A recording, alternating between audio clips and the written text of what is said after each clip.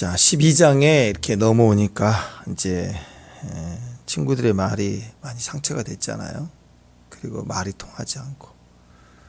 그리고 이제 그래서 하나님께 얘기했더니 너는 자랑질이냐, 우리를 비웃는구나 하면서 골비었다, 허망한 놈, 나귀 새끼가 태어난 것만 사람으로 태어났네. 뭐 이런 아주 독설을 하는 거죠. 이런 상처를 받은 롭이 뭐가 중요할까? 이런 비참한 상황에 또 굳이 변명하고 싸워봐야 또 말꼬리 잡고 늘어지고 그럴 거 아니에요.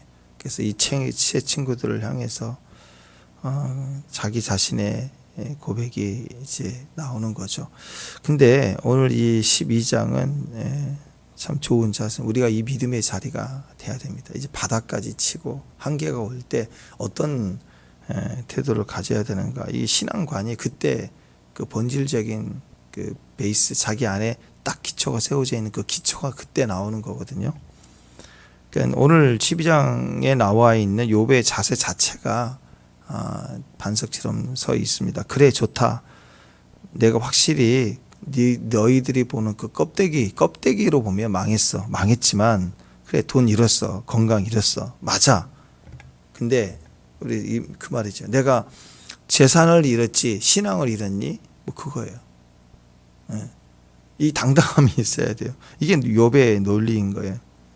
니네를 볼 때 내가 재산 다 잃었지, 다 망했지, 속된 말로 거지 됐지. 근데 껍데기가 무너진 거야. 껍데기.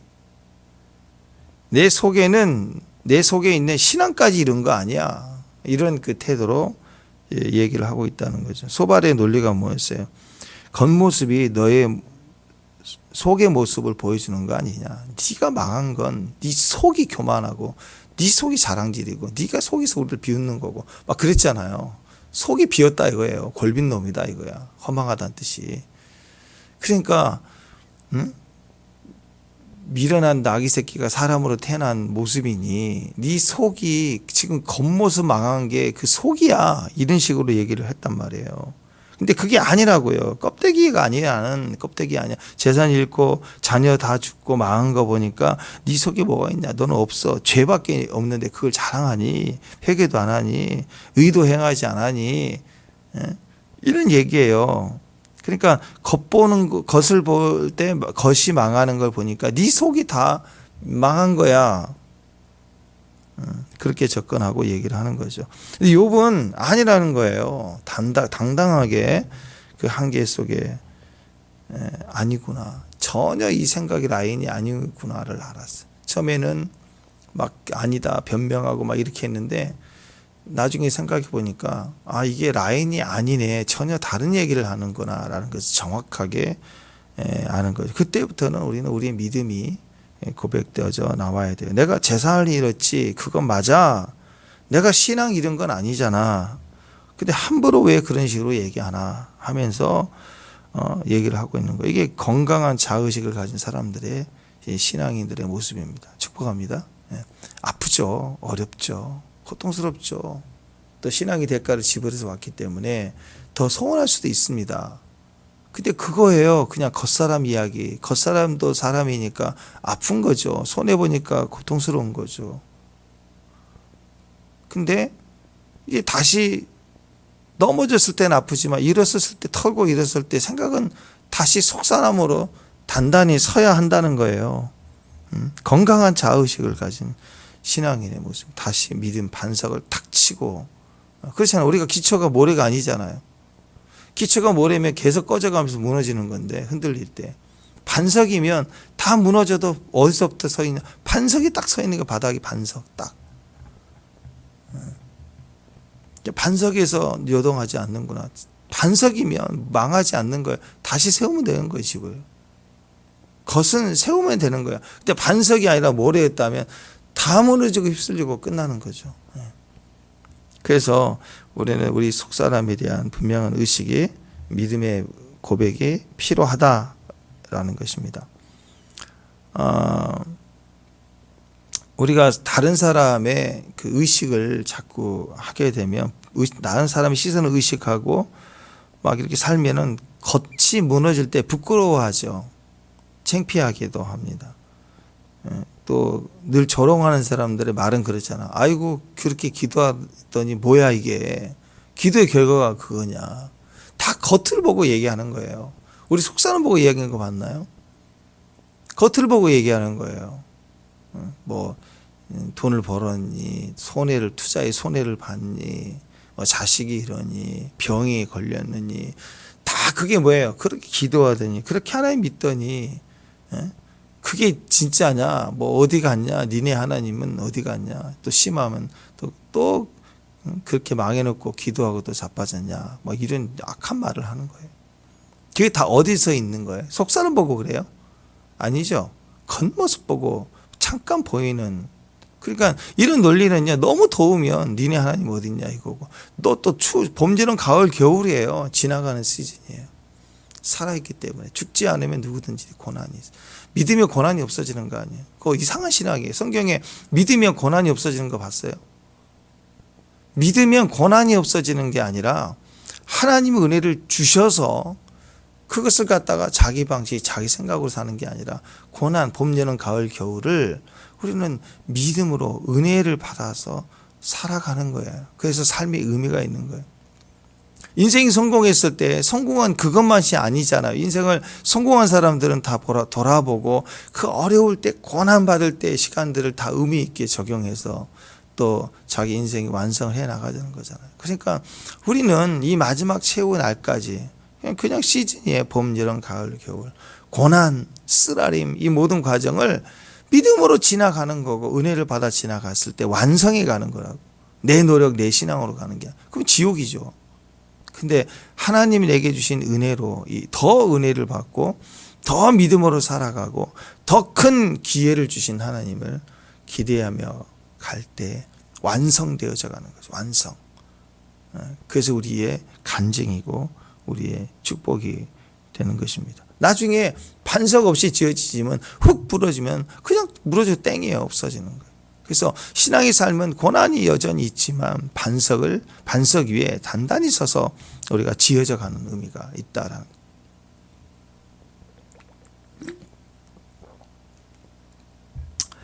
사업을 잘 하다가 사업이 잘 안 되고 또 그럴 때가 건강했지만 건강을 잃어버릴 때가 있고, 옛날에는 자녀들이 많아서 자랑이었는데 갑자기 자녀들이 어려운 일 당할 수도 있고 또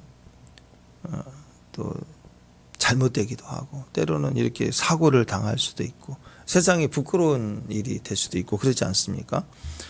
인생은요 그럴 수 있어요. 어떤 이유든 간에 그건 다 겉이 망한 거예요. 겉이 부패해져 가는 거고 겉이 후패해져 가는, 꼭 잘못이 있어만이 아니라 인생은 시간이 지날수록 약해져요. 병이 들게 돼 있고 잘 안 보이고 침침하고 허리도 아프고 다리도 아프고 인생이 그런 거예요. 점점점. 아이들도 막 기어다니고 막 들 때부터 내 자식 아닌 거잖아요. 기어다닐 때부터.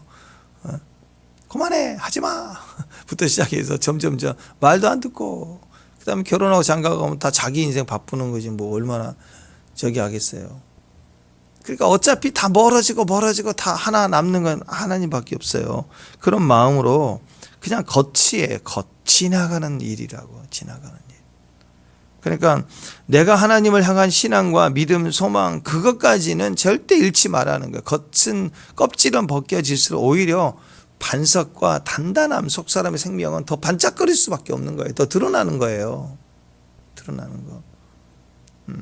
운동을 열심히 하는 분들은 막 복근이 만들어지는 게 아니고 복근 만들기, 그런데 사실 복근이 만든 게 아니죠. 원래 복근이 다 있는 거죠. 있는 게 이제 이게 빠지니까. 그냥 운동을 많이 해서 복근이 만들어지기도 하지만 저 후진국, 저 북한 사람들 많이 옛날 그렇다잖아. 웬만한 남자도 다 복근이 있대요. 삐쩍 말라가지고 노동하고 그러니까 복근이 다 나오는데 그래서 배 나온 사람들 부러워하고 뭐 좀 이렇게 선망의 대상이었다고 하잖아요. 그러니까 사람이 약해질수록 그냥 겉사람이 깨질수록 사실은 그 사람이 속이 없으면 모래가 드러나지만 사실 세워진 게 무너질수록 단단한 반석이 있는 걸 또 깨닫게 돼요. 그래서 우리가 오히려 내 소망, 믿음이, 연단이, 인내, 이게 환난 중에 이게 단단해질 수 있어요. 오히려 껍데기만 망한 거고 내 속은 망하지 않았다라는 것이 다시 확인되어지는 것이 성도들의 고난이고 환난일 수 있다라는 거예요. 내 속에 신앙만큼은 든든하구나. 아, 이게 내 안에 믿음이 있네. 하나님 앞에 나는 서 있는 존재야. 이렇게 당당하게 말할 수 있고 자기의 신앙을 내가 만나지는 거예요. 만나질 때 그게 욥이더라라는 거예요. 욥. 여러분, 말씀을 이렇게 믿고 말씀 막 묵상하고 그 한 말씀 붙들고 막 꼬리 물기를 하잖아요. 그리고 그것을 고민하다가 자잖아요. 자려고 눈을 감으면 그 말씀이 막 돌아다녀요. 그리고 이렇게 좋은 찬양을 들을 때 듣고 나면 떠오르는 것처럼 그 말씀이 탁탁 떠오른다고요.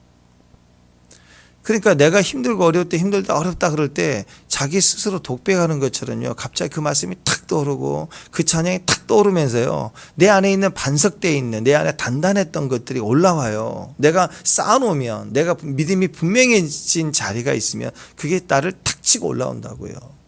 그럴 때 보면, 아, 내가 내 인생을 주관하는 게 아니고 이 어려운데 내가 긍정의 힘을 발휘해야지가 아니라 어떤 생각이, 어떤 언어가 내 안에 반석처럼 단단해져 있는 어떤 생각이 나에게 튀어나와 나를 말해주고 인도해져 가는 거예요. 그래서 신앙은 무너질 수 없는 거예요. 자기 안에 믿음이 있고 그 자리가 생명의 자리예요. 그래서 사탄이 어떤 상황에 와도, 어떤 환난이고 어떤 시험에 와도 손 대지 못하게 하는 영역이 생명이에요. 생명 손대지 마라. 그 말은 모든 것에 해도 좋다라는 얘기예요. 사탄에게 다 해라. 그것은 원래 사탄에게 그때만 제한시키는 게 아니라 이건 원래 못하는 거예요. 생명만큼은. 그러니까 우리의 승리가 어디서 있느냐. 우리가 생명을 만나면 그 생명 단단함에서부터 우리는 정복하고 이기고 승리하기 시작한다는 거예요. 그러니까 소발하고 욥하고 여기서 부딪히는 거죠. 여기서 이게 중요한 거예요. 그러니까 저는 이제 4절 한번, 4절이 참 중요한 단어이죠. 9절입니다. 자, 4절 한번 읽습니다. 4절 시작.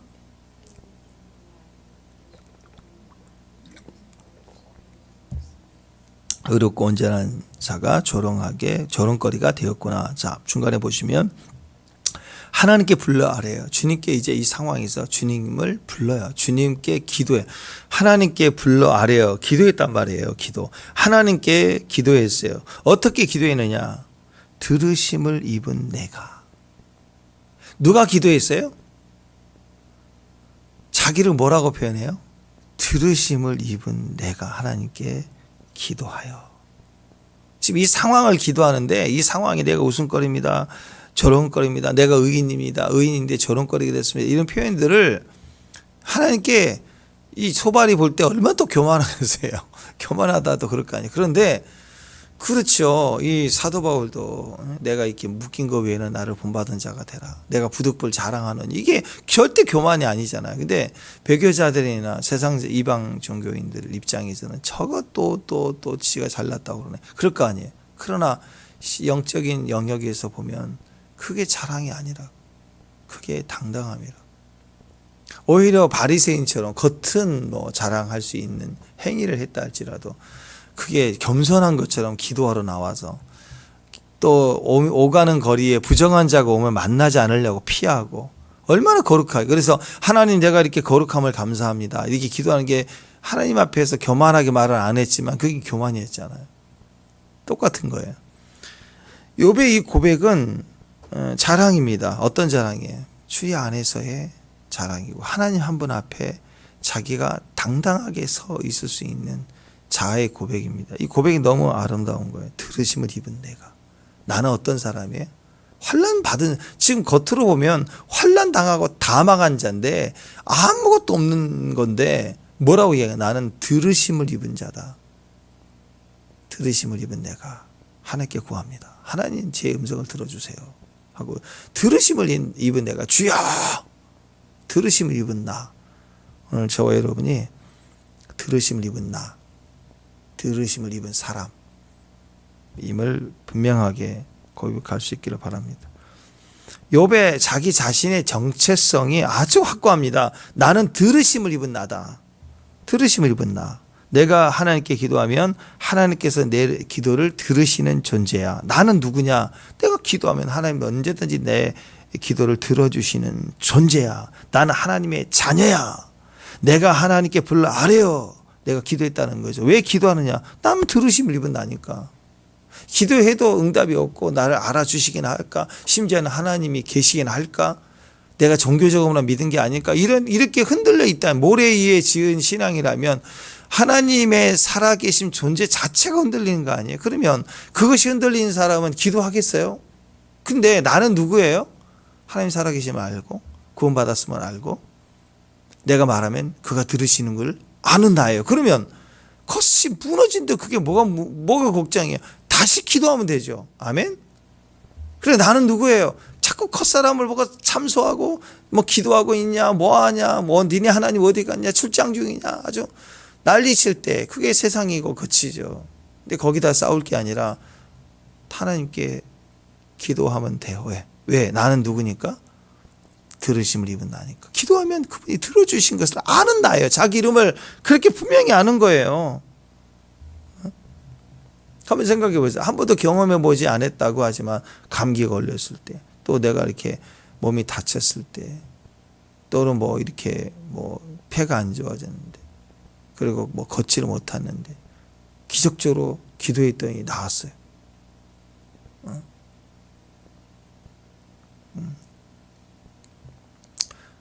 옛날에 우리 그 조카도 저희 돌아가신 고모 그 조카도 그 고모가 얼마나 품고 기도했는지 몰라. 근데 그 손자가 그 연골이 어렸을 때 연골이 다쳐서 재생이 안 되잖아요.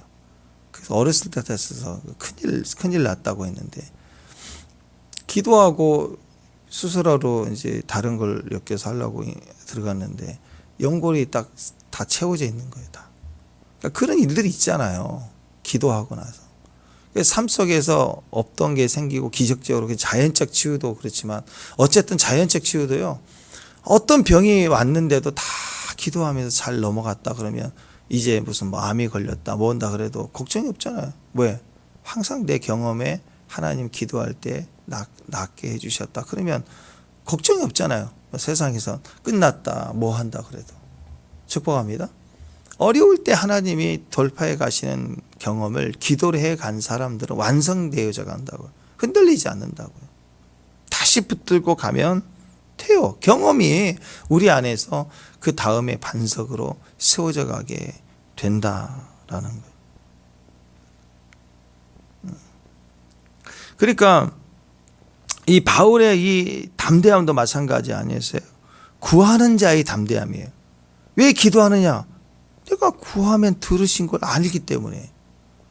나는 구하면 들으심을 입은 자라는 걸 알면 기도에 파워가 있고 힘이 있다라는 거예요. 요한일서 5장 14절 보면 그를 향하여 우리의 가진 바 담대한 것이 이것이니 그의 뜻대로 무엇을 구하면 들으심이라. 내가 기도하면 그분이 들으신다. 내 안에 담대함이 뭐냐? 기도하는 거예요. 기도. 왜? 기도하면 들으시는 것을 내가 아는 거예요. 그 믿음이 있으면 담대하다는 거죠. 담대하다. 나는 들으심을 입은 자다. 히브리서 10장 35절.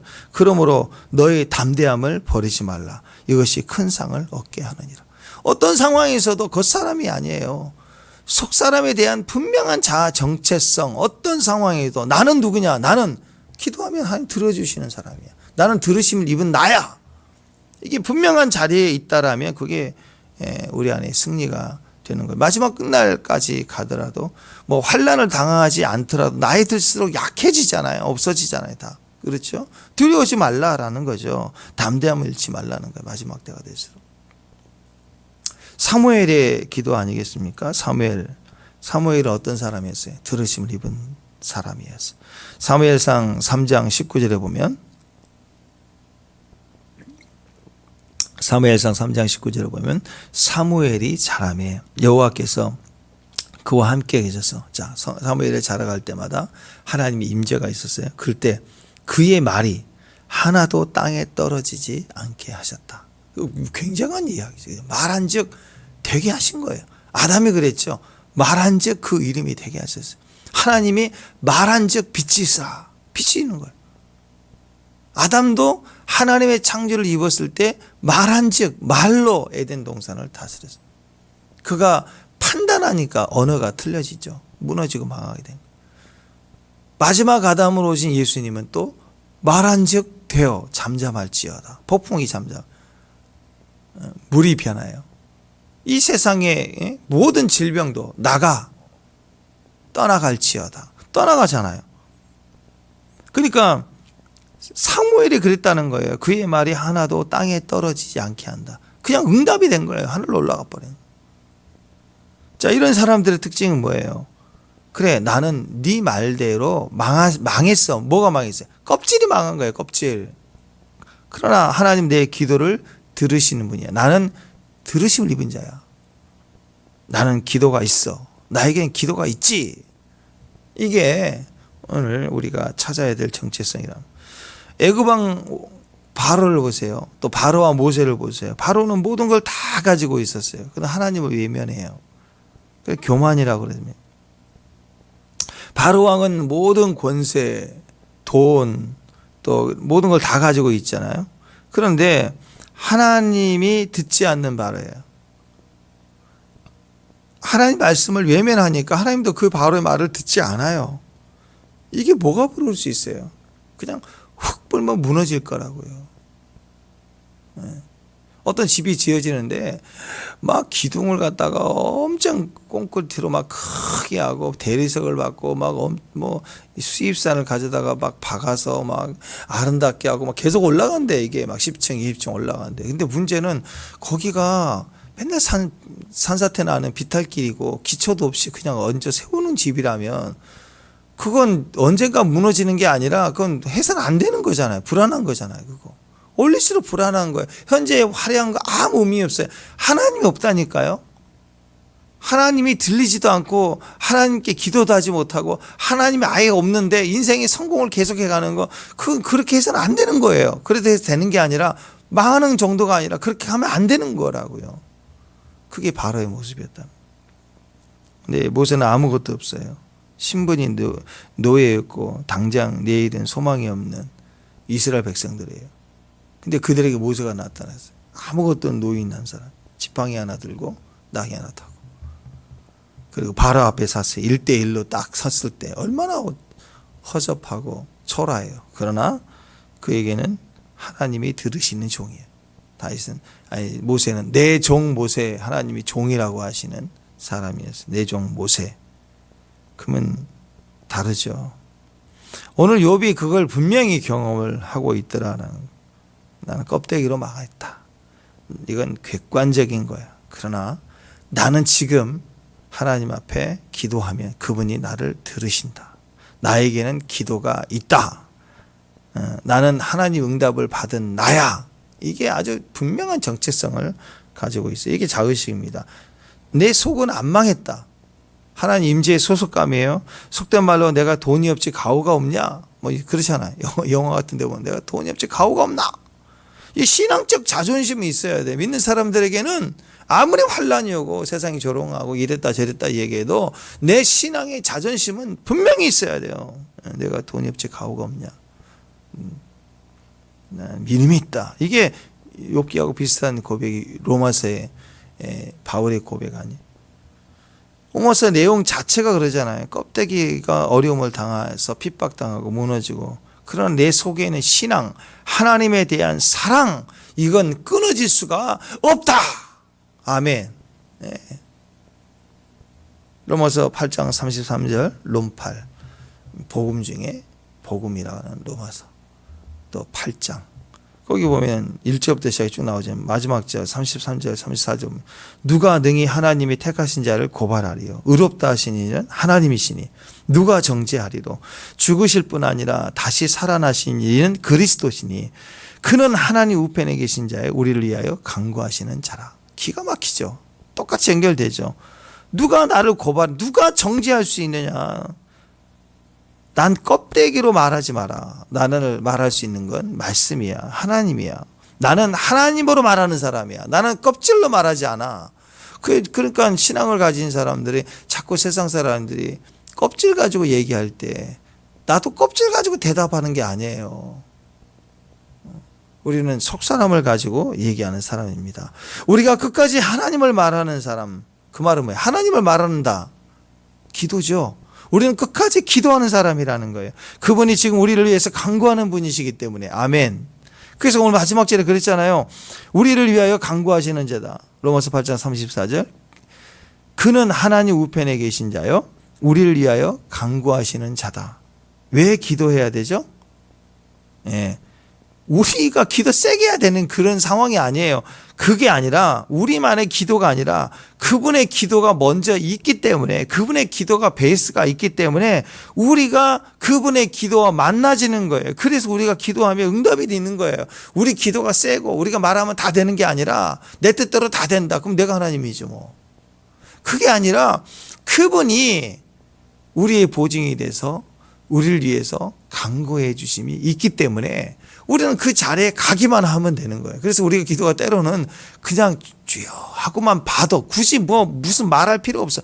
주님 하고 주님을 향하여 마음을 정하기만 해도 응답이 될 때가 있고, 그냥 거기다 얹혀가는 거예요. 그 마음의 태도가 중요한 거예요. 왜? 그분이 다 깔아놔서 우리가 도장을 찍는 것처럼 이미 변호사가 이미 일을 서류 제작을 완벽하게 세팅해서 법을 찾아서 나는 사인만 하면 통과되는 거예요. 그래서 우리가 때로는 기도하지만 때로는 그냥 몰라도 돼요. 그냥 얹혀가면 돼요. 우리는 응답받는 사람들이에요. 아멘. 이 땅에 왜 살아요? 죽으면 천국 가면 되는데 구원받았으니까. 이 땅에 사는 이유는 사명이에요. 사명이라는 의미는 우리는 끊임없이 응답을 받아야 되는 사람들이에요. 아니 직장에 취직을 했어요. 취직을 했으면 지금부터 뭐 해야 돼요? 일을 해야죠. 일을 한다는 건 뭐예요? 사장부터 시작해서 자기 위 상사까지 다 자기가 결제 받아야 되고 보고해야 되고, 그거 없이 혼자 출근해서 가만히 앉아있다가 돌아오는데 월급 주는 데가 어디가 있어요? 일을 해야죠. 우리가 거듭났다는 것은 하나님의 나라에 취직한 것과 같은 거. 이 땅에 사는 동안에 사명자예요. 사명자는 끊임없이 응답받아야 되는 거예요. 듣고 일해야 되는 거예요. 듣고 기도하고 응답에 회사 시스템이 그 일을 할 수 있도록 다 깔아놨어. 사장님이 법으로 상황으로 다 이렇게 저렇게 이렇게 하면 된다라고 다 해놓고 내가 알아서 할 게 아니라 그 배운 대로 질서대로 따라가면서 내가 순종해 가면, 그 일을 하면 또 일하는 과정에서 대화를 해야죠. 그러면 항상 결제해주고 일을 진행하고 결과가 되어지도록 해주셨어요. 그러니까 우리는 기도하는 사람입니다. 우리는 응답이 있는 사람들이 응답을 받아야 돼요. 그래야 사명에서 우리가 응답을 얻게 되는 것이죠. 우리는 껍데기로 말하는 사람이 아니라 하나님으로 말하는 사람이에요. 그래서 이것이 바로 뭐예요? 하나님의 언어와 내 언어가 겹쳐져 있는 사람들. 이게 기도예요. 기도가 뭐예요? 나 혼자만의 소원 성취가 아닙니다. 그게 성황당 기도와 다른 거예요. 그게 세상 사람들의 소원의 기도와 다른 거예요. 그냥 소원에만 간절한 게 아니에요. 우리 기도, 성도의 기도는 겹쳐진 언어예요. 겹쳐진 언어. 먼저 언약이 있어요. 그 언약을 믿고 말하는 거예요. 겹치는 거예요. 하나님의 보좌 우편에서 우리를 위해서 기도해 주신 것이 있어요. 그 영역과 내가 기도하는 영역이 언어로 겹쳐지는 거예요. 그래서 응답이 되는 거라고요. 그래서 응답이 될 수밖에 없는 거라고요.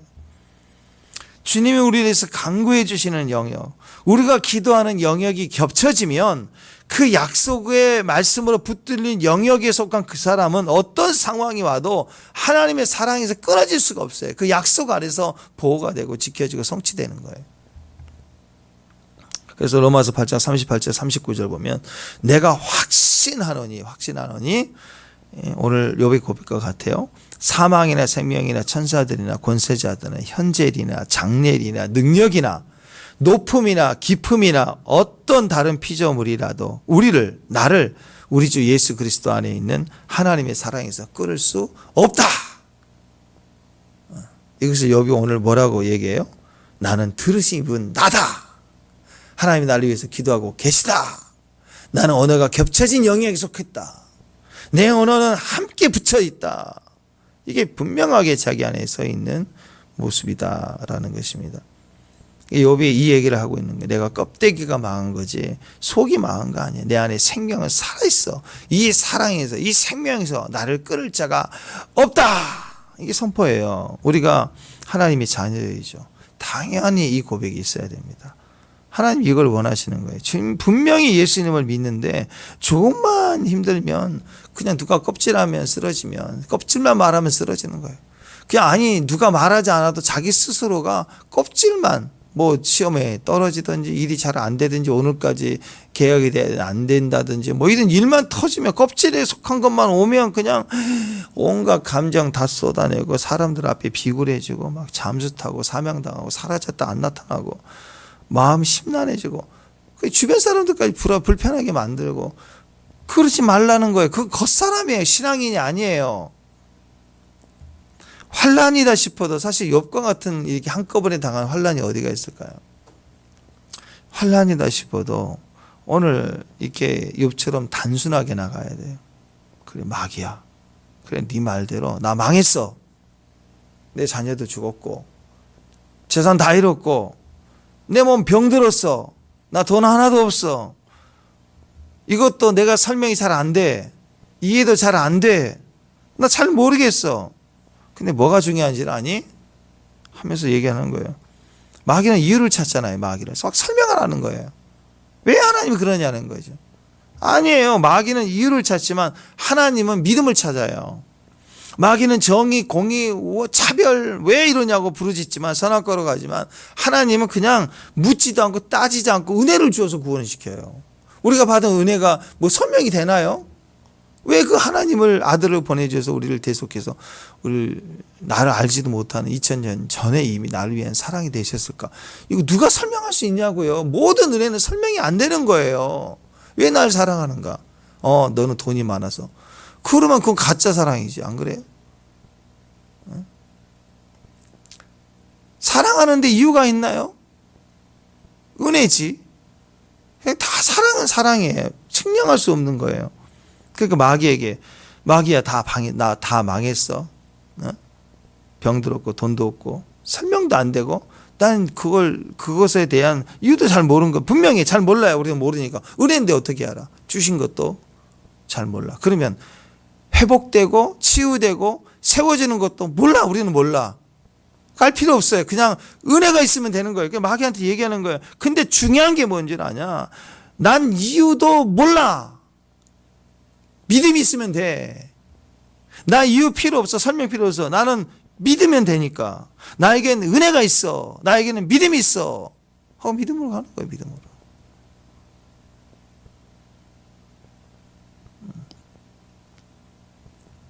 자꾸 이유를 따지고 까닭을 따지는 건 믿음이 절대 아닙니다. 껍질로 보면 왜 망했는지, 왜 무너졌는지, 왜 이렇게 걷어가셨는지, 왜 주시는지 잘 몰라요. 세월호 사건 때 우리 아이들 왜 데려가셨을까? 그 안에 많은 믿음의 아이들을, 미가 있는 아이들 잘 몰라요. 누가 설명을 할 수 있는 사람이 있을까요? 근데 마귀는 그걸 가지고 하나님을 판단하고 또 심지어는 뭐 이렇게 태풍 불 때 교회 종탑 무너지면 그 건물이잖아. 낡으면 무너질 수 있는 거. 그래서도 안 되지만 그걸 가지고 하나님 살아계심을 조롱하고 하는 사람들을 봐요. 근데 그건 껍질입니다. 우리는 어려웠어도 또 병들었어도 사업이 안 됐어도 이해가 안 될 수도 있어요. 이렇게 열심히 사는데 최선을 다하는데 그렇다고 해서 하나님께 끊어진 자냐? 아니라는 거예요. 그 상관 전혀 없는 거예요. 우리가 그렇다고 해서 하나님 자녀가 아니냐? 아니라는 거예요. 전혀 아니라. 그렇다고 해서 우리가 죄악 가운데 있는 자냐? 아니라는 거예요. 어떤 일이든 우리가 죄를 지었기 때문이고 조상의 죄 때문이고 뭐 우리 안에 어떤 의를 행하지 않는 것 때문이고 절대 그런 게 아니라는 거예요. 그러니까 내가 돈을 잃었지 신앙을 잃은 거니 그런 마음이죠. 신앙에 대한 분명한 믿음이 있는 거. 이럴 때 마귀가 떨어져 나가는 거예요. 내가 믿는 거예요. 내가 원하는 거예요. 예. 이게 욥이었다라는 것입니다. 그래서 이 12장이 굉장히 중요한 터닝 포인트가 되는 기준입니다. 욥이 그 얘기를 하는 거예요. 어떤 상황에서도 나는 하나님 앞에서 들으심을 입은 사람들. 우리 교회는 들으심을 입은 사람들. 예. 아멘. 예. 4절 말씀 한 번 더 봅시다. 4절 시작. 하나님께 불러 아뢰어 들으심 입은 내가 이웃에게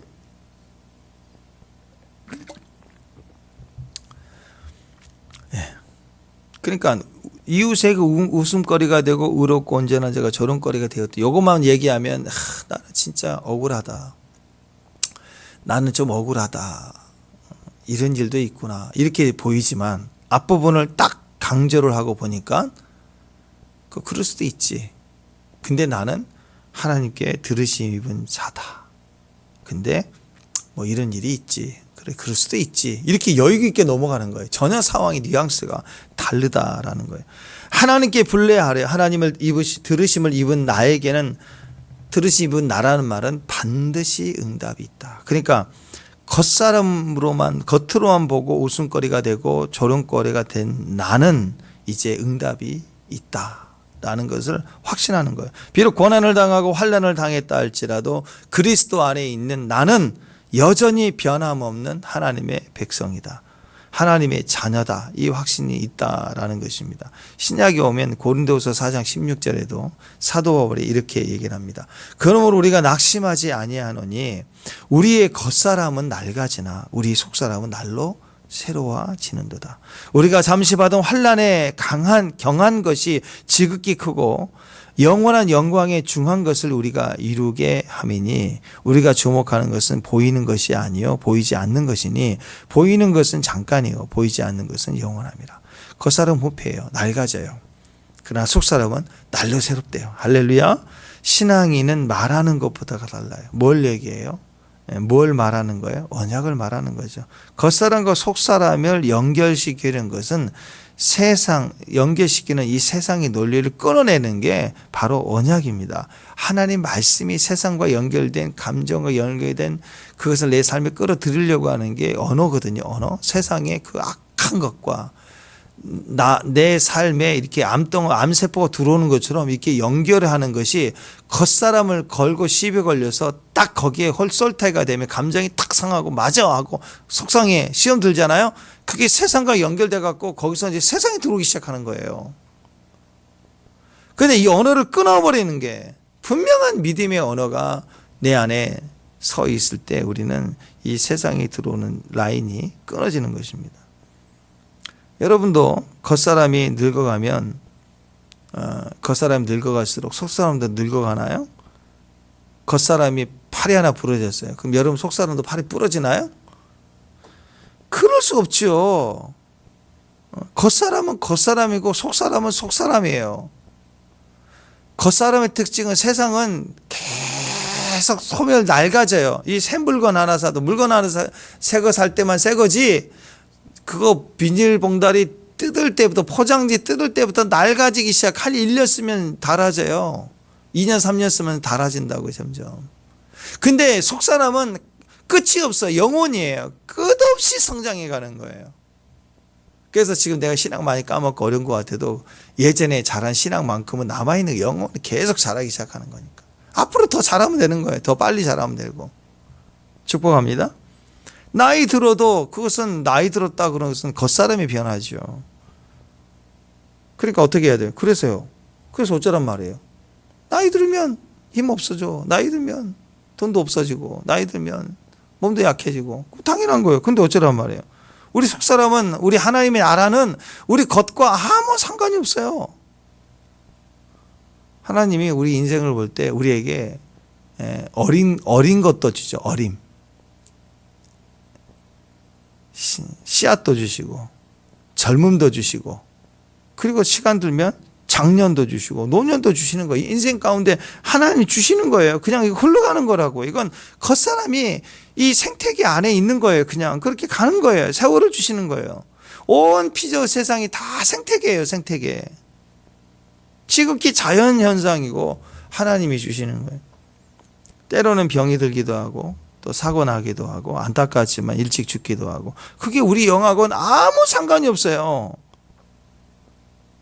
그거하고 우리 속사람하고 하나님 나라하고 하나님하고 연결시킬 이유가 하나도 없어요. 그냥 지나가는 시즌이라고. 그 속에서 하나님 우리를 사랑하시고 우리를 축복하시고 우리에게 은혜를 주시고 우리가 은혜로 그 시즌을 살아가는 거예요.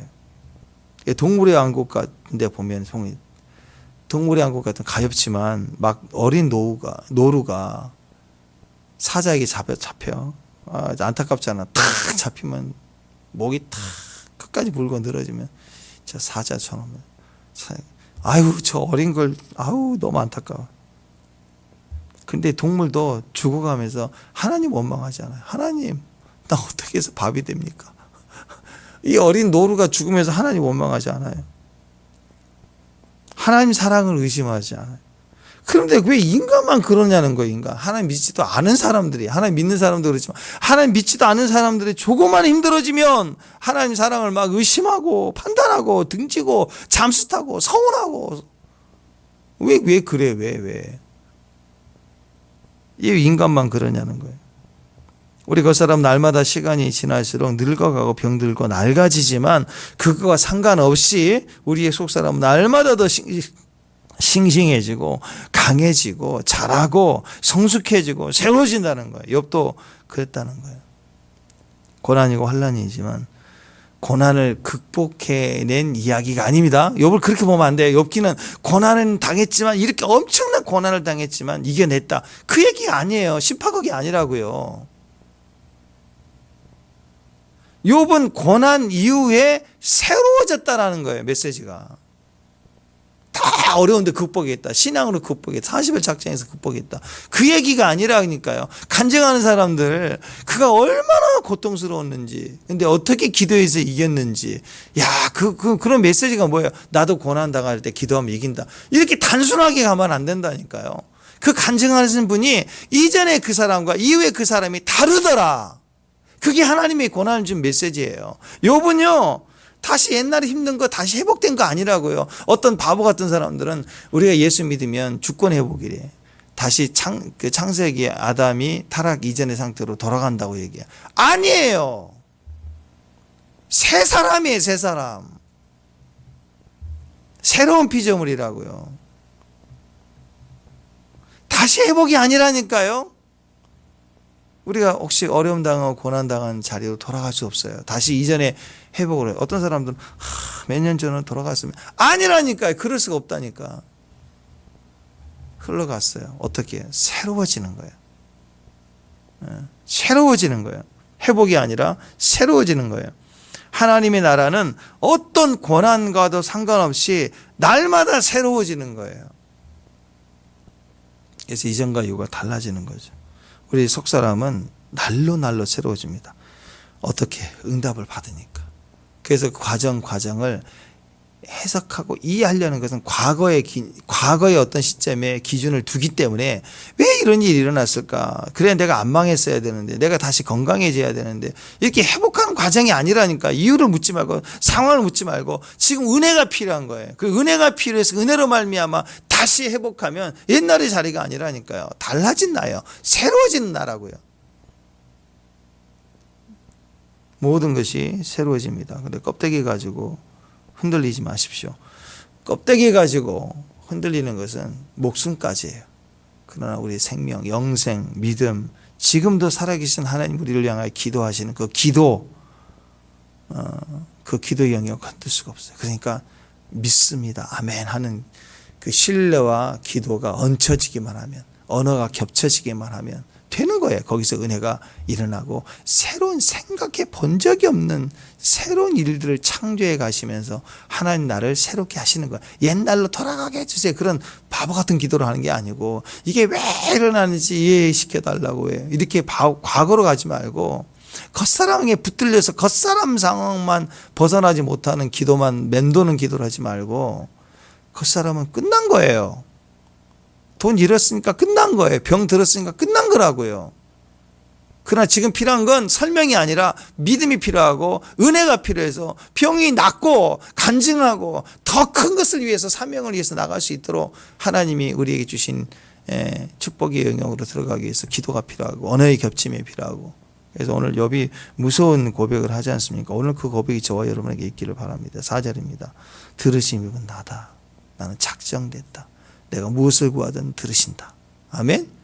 생명 안에서 왕노릇하리로다 하고 하나님 앞에 자랑할 수 있는 당당한 믿음의 종들 되시길 바랍니다. 기도하겠습니다. 들으심을 입은 나로 부르심을 감사합니다. 우리의 기도가 주의 간구하심 속에 이미 있사오니 믿음대로 될지어다. 주의 종들로 오늘 또 아름답게 사명 감당하는 주의 날 되게 하옵소서. 예수님의 이름으로 기도합니다.